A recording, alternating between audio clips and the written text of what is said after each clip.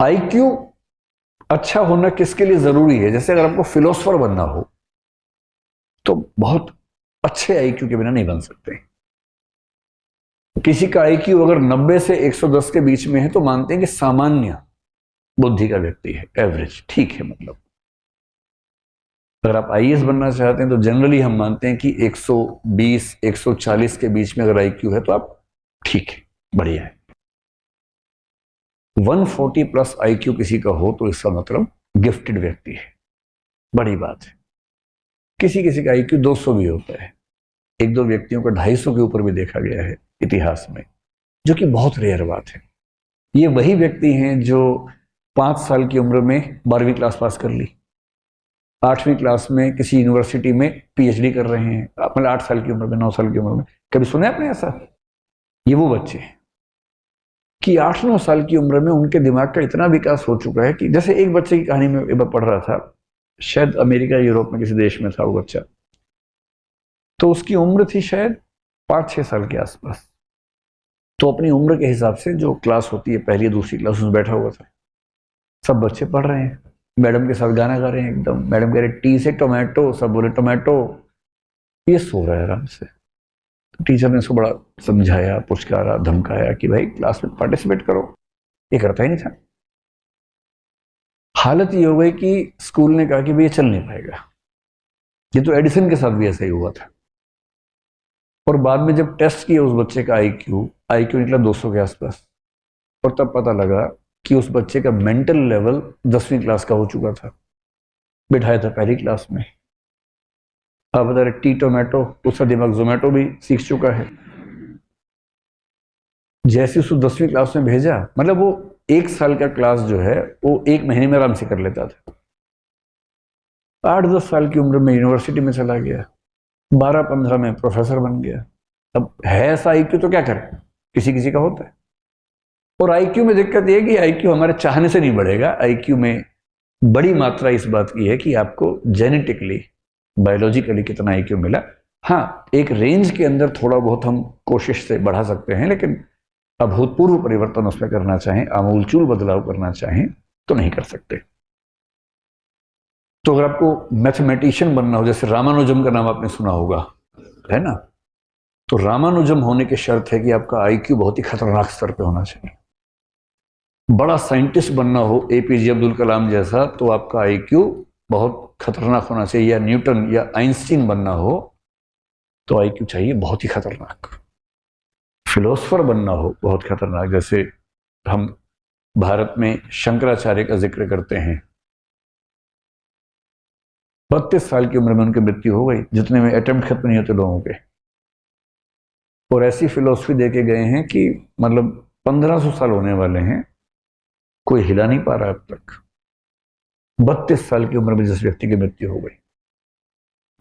IQ कितना रहा होगा? उस समय आईक्यू टेस्ट नहीं होते थे, सीधी सी बात है। होता तो मेरा ख्याल है कि 200-250 का मामला रहा होगा उनका। जब आईक्यू बहुत तेज होता है ना, आप इतना तार्किक सोचते हैं, इतना दूर का सोचते हैं, इतना तेज सोचते हैं कि फिर आपके साथ काम करने में सबको मजा आता है।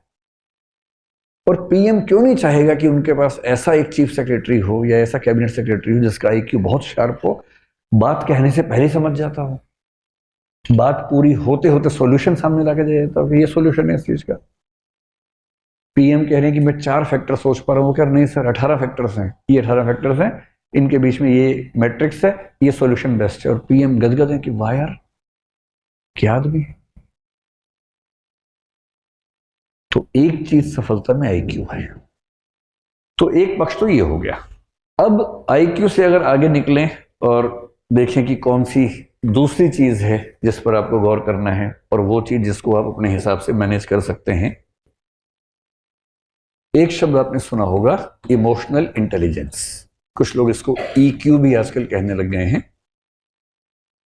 इमोशनल इंटेलिजेंस या इमोशनल कोशिएंट, ये क्या चीज होती है? कभी आपने इस पर गौर किया है? और ये चीज आपके पाठ्यक्रम में भी है, यूपीएससी में मुझे ही पढ़ाना होता है, वो वाला टॉपिक एथिक्स में आता है। और जो दूसरी चीज है उसको बोलते हैं इमोशनल इंटेलिजेंस, और कुछ लोग इसके लिए एक शब्द करते हैं इमोशनल कोशिएंट। इमोशनल कोशिएंट सुन के कुछ लोग सोचते हैं कि जो जितना ज्यादा इमोशनल है उसमें उतना ज्यादा इमोशनल कोशिएंट है। ऐसा बिल्कुल नहीं है, हरगिज नहीं है। इसलिए अगर आप बहुत इमोशनल हैं और आपकी पलकों पर हमेशा आंसू तैयार रहते हैं, तो इसका मतलब है कि आपका इमोशनल इंटेलिजेंस का लेवल कम है, न कि ज्यादा है। तो लेकिन इस बात से रोना नहीं है, कहीं इसी बात से भी रोना शुरू कर दें आप, है ना। मैंने सिर्फ ये बताया कि वैसा नहीं होना है, इसका मतलब समझ लें, इसका मतलब क्या है।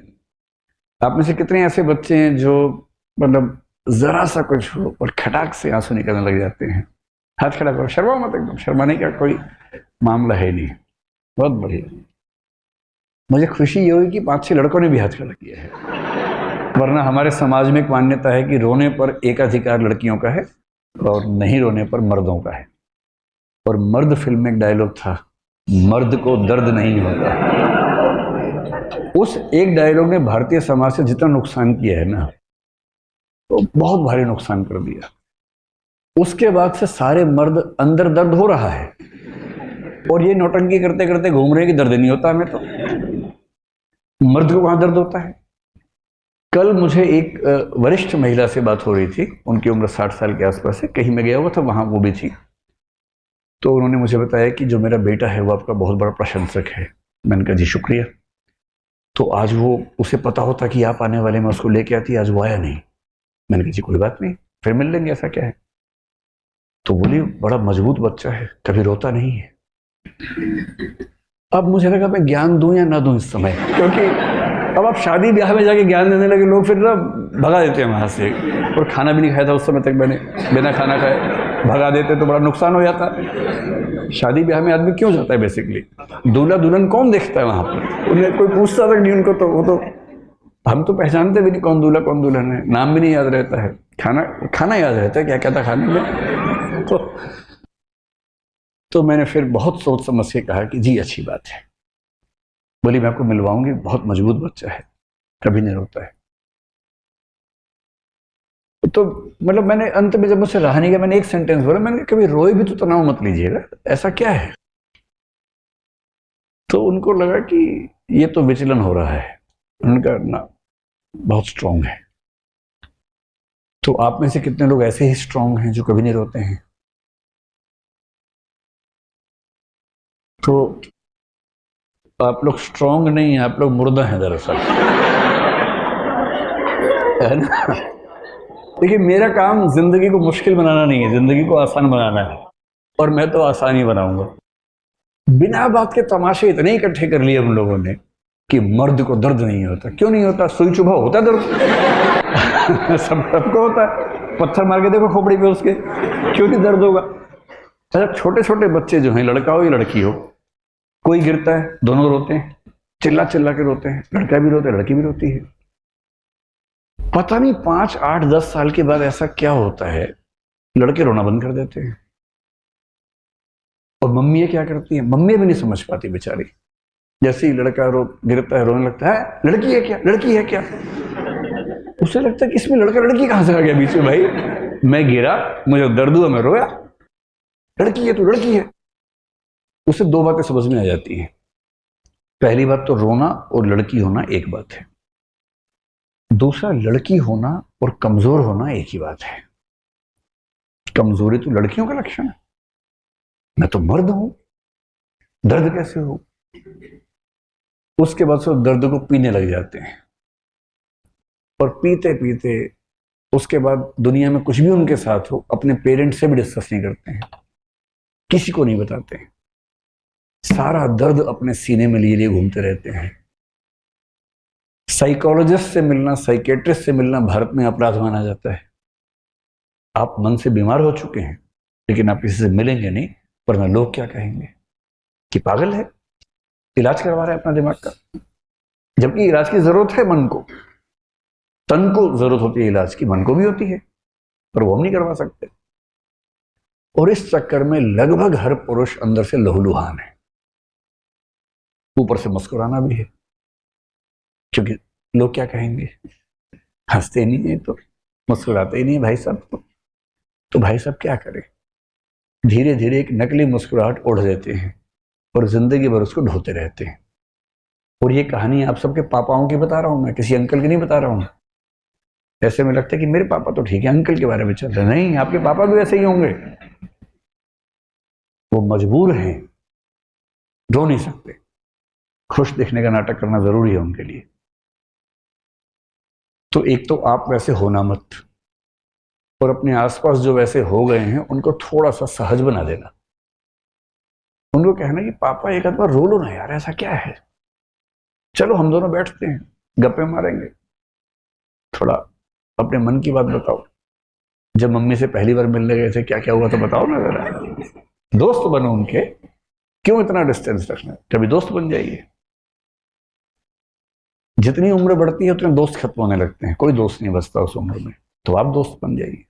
ये होती है इमोशनल इंटेलिजेंस। इमोशनल इंटेलिजेंस का मतलब रोना नहीं है, मैं नहीं रोऊंगा ये भी नहीं है, ये दोनों मूर्खताएं हैं। बात बात पे रोना कमजोरी का लक्षण है। कभी नहीं रोऊंगा ये जबरदस्ती ओढ़ी हुई पाली हुई मर्दानगी का लक्षण है, जिसकी कोई कीमत नहीं, रत्ती भर वैल्यू नहीं। इमोशनल इंटेलिजेंस का मतलब क्या होता है? एक मतलब होता है अपने जो इमोशंस हैं उनको समझ पाना, बारीकी से समझना, और दूसरा उनको जितना कंट्रोल करने की जरूरत है उतना कंट्रोल कर पाना, इसकी क्षमता। जितना करने की जरूरत है, जबरदस्ती नहीं। कभी कभी खुद को ढीला छोड़ देना कि रोने का मन कर रो लो यार, ऐसा क्या है। लाइफ इन ए मेट्रो एक फिल्म आई थी बहुत पहले, उसमें एक लड़की ऐसी ही स्थिति में थी, ना कह सकती है किसी से, ना गुस्सा कर सकती है, ना बोल सकती है, ना रो सकती है। तो अगर मैं ठीक याद कर पा रहा हूं तो इरफान खान उस फिल्म में थे,